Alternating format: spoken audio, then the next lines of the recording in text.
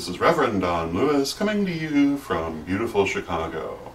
And today we continue our question from Othila Jade regarding interfaith.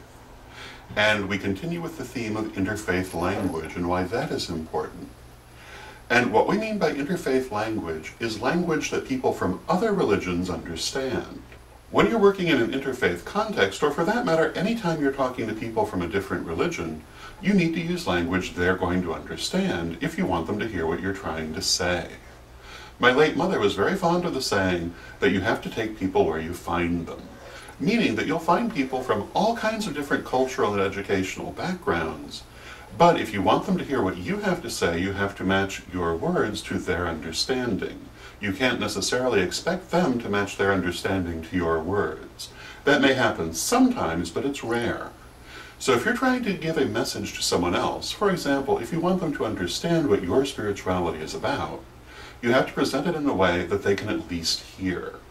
So when dealing in an interfaith situation, for example, it's much better to talk about services than rituals. It's a term they understand.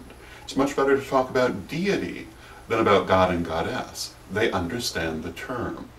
When you begin with terms people can understand, you can later bring in the other terms that you might normally use because they'll already have the concept.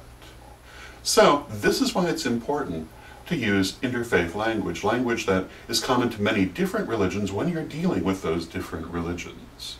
It doesn't mean that having our own terms is bad.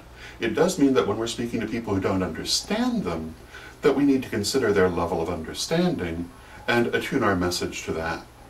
So, I hope that answers your question, and until next time, may you blessed be.